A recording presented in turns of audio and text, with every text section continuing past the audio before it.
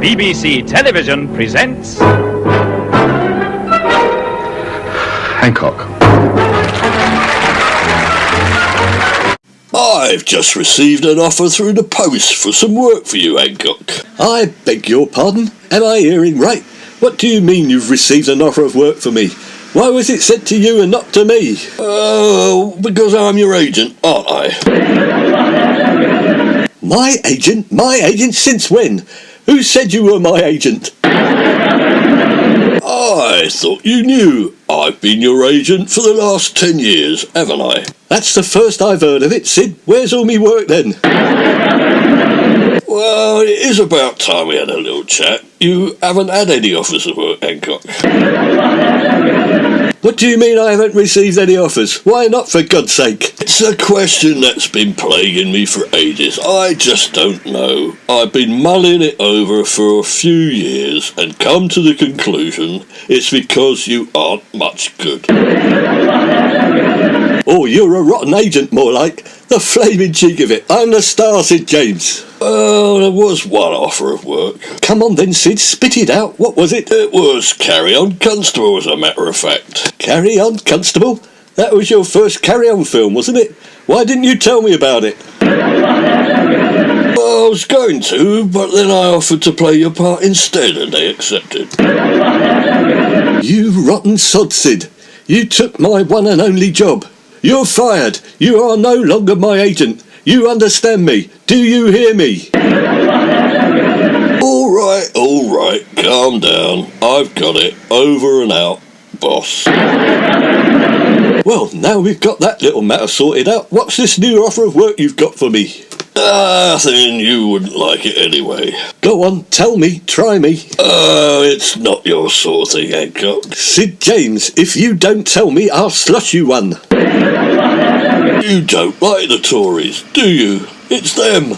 Okay, Honourable Jeremy Wright, Minister of Culture, has contacted you. Is that all? Nothing important then? You're holding out on me again. I suppose you were going to do it yourself. Sid James, MBE. What does he want me to do? Well, Jeremy Wright says that Del Boy Trotter, David Jason that is, did a little piece on Brexit tips for the government in the papers, and it went down well, and could you do something like that for the next budget? The Brexit budget. Maybe a little carry-on sketch. Carry-on budget, you know. He'll leave it up to you. They'll pay 2.5 million if they like it, cash in your hand. 2.5 million? Is that all? And you weren't going to tell me? Get Kenneth Williams and Hattie Jacques round tomorrow. We'll form a team and work on it. You've all done that carry-on rubbish. Yes, Hattie, 2.5 million. The Conservative government. That's right, Kenneth, you heard correctly. 2.5 million. Jeremy Wright, Minister of Culture. Oh, fellas, isn't this exciting? Us doing something for Theresa May and her government. This will really put us on the map. I'm not so sure I want to be on a map. I'm not a flaming country, you know. I'm an actor, and I want to be on the stage. Yes, thank you, Ken. Now about Carry On Budget. How are we going to do it? You merry bunch of players, you. Well, I think if Hattie does all the women's parts, and then Kenneth can write the ones for Michael Gove and Philip Hammond. You're forgetting me. What about me? I should play the Chancellor. I'm the one who's been asked, Sid. Steady on, Hancock. We're just bouncing a few ideas around. I can do the ones for Boris, and you can do the ones for Geoffrey Cox and Matt Hancock. I don't want to be Geoffrey Cox, but I can do a pirate accent. Yo-ho-ho! Pieces of eight. But who's Matt Hancock when he's at home? He's you. I thought you might like to keep it in the family. Look, Philip Hammond's gags aren't very good. We're going to have to write him some new ones. They're saying the geezer's the world's worst stand-up comic. The world's worst stand-up comedian. That's him, isn't it? What about this one? This year I will announce some very generous tax relief for all chancellors of the Exchequer, and I will be offering a range of small red handbags in the foyer and online. I've got one, Tony.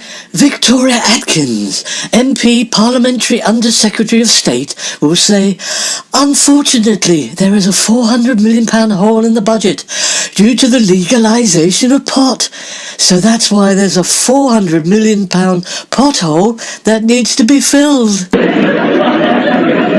Bravo, bravo. Very good, Hattie. Very good, Kenneth. Well, it's a start. Something like that, only funny. And along comes Boris, saying about the £400 million to tackle potholes. The Chancellor, it was really the money only burning a pothole in his pocket anyway. And then Theresa May congratulates Philip Hammond on the creation of 4 million new jobs. And Boris will say, and may I be the first to congratulate Theresa May on resigning and making it 4,000,001. Yes, all very carry on. But we need something a bit more substantial for the intellectuals like myself. How will Brexit affect the budget? Now, let's get those comedy acts on straight.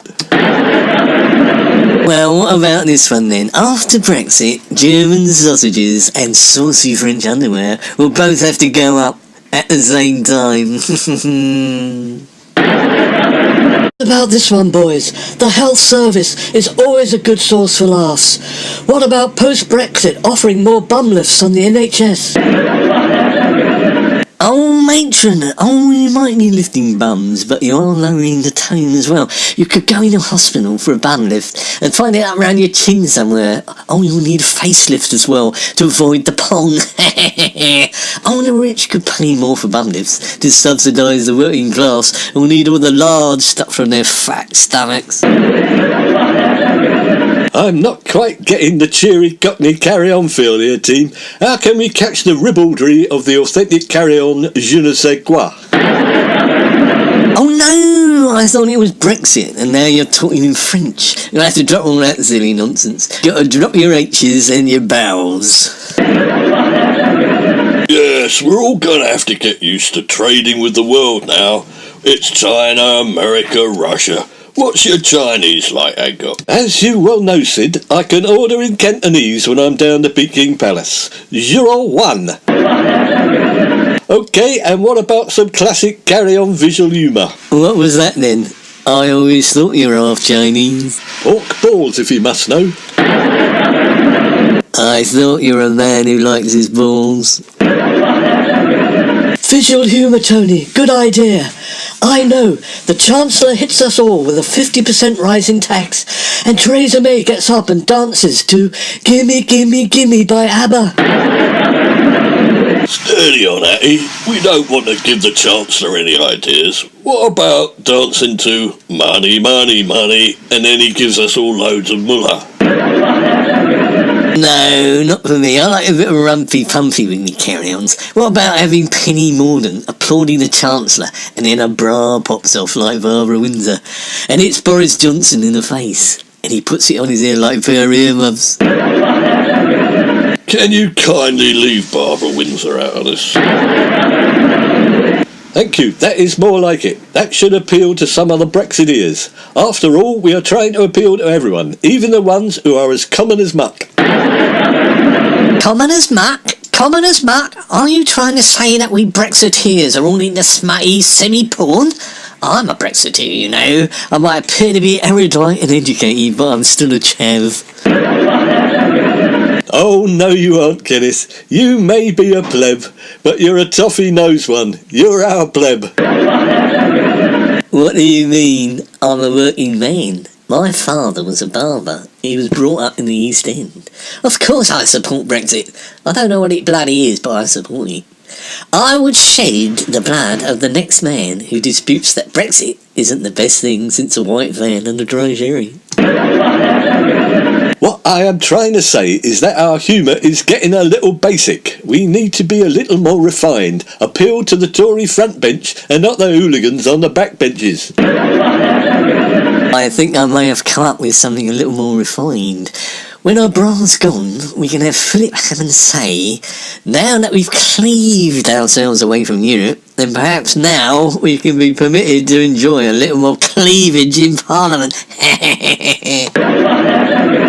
Apparently, in the first budget, they reckon the Commons descended into farce when Treasury Deputy Liz Truss struggled to find a seat on the front bench and ended up sitting on her colleagues. So why not have everyone playing musical chairs and all the ladies have to sit on Damien Green's knee? Not sure we want to sink quite so low, Sydney. Have we got anything a bit more upmarket? Why not have everyone playing musical chairs and all the ladies have to sit on Jeremy Corbyn's knee? Jeremy Corbyn, Sid, do you think we should be making fun of him? It's not his budget after all. It's not his fault. I've got a better idea. What would you do, Hattie, if you were Theresa May playing matron and Jeremy Corbyn was in hospital? I'd get Jeremy some grapes and make sure he was comfortable. Perhaps stick his leg in traction and then let him slip out of bed and fall out of the window. Oh, you can forget grapes. We can't get any grapes because they come from Europe.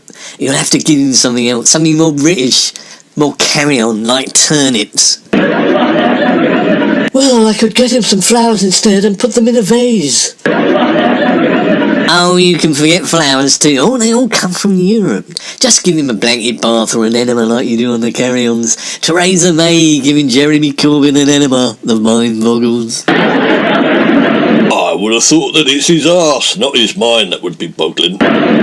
What about the performing arts? We could get Hammond investing in the theatre and TV for the Brexit budget.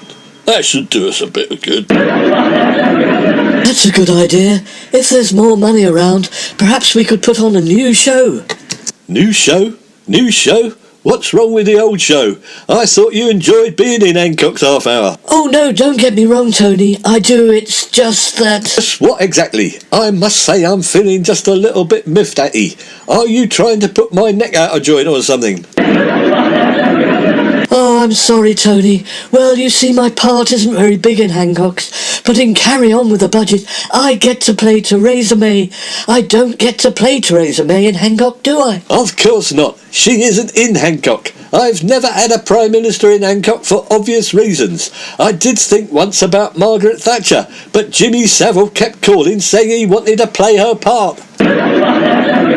Why not? It's not obvious to me. We cannot have a Prime Minister in Hancock's because it is not real life. You can't put her in it. Theresa May isn't real life either. You could put her in and Hattie could play her. Neither of them can bloody dance. Don't be ridiculous. The viewers would laugh at us. That's what they're meant to do, isn't it? Yeah, stick Theresa May in Hancock and Hattie can do a real bit of acting for once. Oh, I don't want to. It's my show. Now let's get back to Carry On with the budget for the government. There's 2.5 million at stake and I'm expecting a gong in the New Year's honours list. So get on with it. Start being funny. Oh yes, says Tony Hancock. Right, Philip Hammond comes in wearing a pair of swimming trunks and he says, look, I've got me budget smugglers on. That should get a laugh out of the DUP anyway. What's that letter you're reading, Hancock? It's a letter from the Honourable Jeremy Wright, Minister of Culture. He says, thank you very much for the script for Carry On with the Budget, which we all found most entertaining. However, we've given it full consideration and have decided to give the contract for the script to David Jason. It's a dear John. So, no 2.5 million then? Yes, and no knighthood. Anyway, he says that with the Brexit budget, the top rate of tax will be 99%. So our 2.5 million would have only been 25,000. Well, that's something to thank Brexit for.